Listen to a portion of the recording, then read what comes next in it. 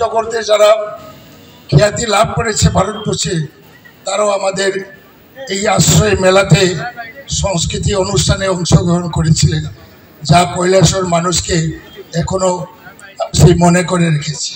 যাই হোক, আমরা এবারের মেলাটি আমরা করেছি। আমরা তো জানি যে ত্রিপুরা ছোট্ট রাজ্য হলো একটা স্বাধীন রাজ্য ছিল। ভারত স্বাধীনের পরে এই ত্রিপুরা রাজ্য ভারত মুক্তি হয়েছে। ত্রিপুরা স্বাধীন ত্রিপুরার শেষ নৃপতি কিরিট বিক্রম সময়ের শাসনের ইতিহাস তার চাকা ঘোরায়, যা ভারতীয় জাতীয় কংগ্রেসের প্রতি চিরকালের শ্রদ্ধা, আনুগত্য ও সমর্থন ছিল রাজবংশের এই প্রথম গণতান্ত্রিক আবহে নির্বাচনের মাধ্যমে গণতন্ত্রের আশীর্বাদ নিয়ে ত্রিপুরা লক্ষ্মীকে বরণ করার জন্য প্রস্তুত হলেন। কিরিট বিক্রমকে জাতীয় কংগ্রেসে মনোনয়ন দিয়ে শ্রীমতী ইন্দিরা গান্ধী দূরদর্শিতার পরিচয় দিয়েছিলেন।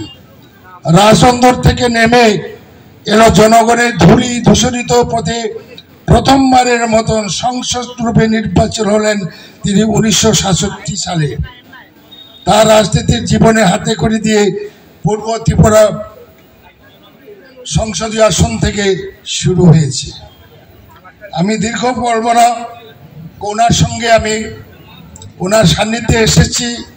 রাজ পরিবারের সঙ্গে আমিও নিবিড় সম্পর্ক, কারণ রাজপাত্রা বিভু কুমারী দেবী কোনোখানে বক্তৃতা দিলেই বলতেন আমার 2 ছেলে বিরোধিতার পদ্ধতি, কারণ আমার সঙ্গে একলগে ক্যাবিনেট মিনিস্টার ছিলাম এবং এই মহামান্য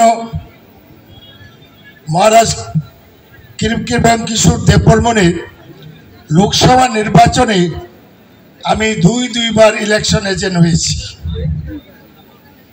ওনার নির্বাচনের এজেন্ট হয়ে আমি সাবরুম থেকে কৈলাসহর পর্যন্ত আমি গ্রামে গঞ্জে আমি দুর্বার করে লড়াই করেছি।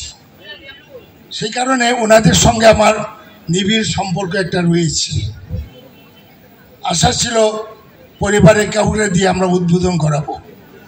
রাজমাতাজির সঙ্গে আমি টেলিফোনে কথা বলেছি, উনি আসার মতন পরিবেশ নেই, ওনার একটা আঙ্গুলের চোট পেয়েছে, নানা প্রবলেম ছিল। যাই হোক, আজকে আমরা যে উদ্দেশ্যে আমরা মেলাটা করি, সর্বধর্মের মহামিলন, এই মঞ্চে দেখলেই বুঝবেন যে এটা সর্বধর্মের একটা মহামিলন। সবাই এসেছে, তার জন্য আমরা আশ্রয়ের পক্ষ থেকে ওনাদেরকে আমি কৃতজ্ঞতা জানাই।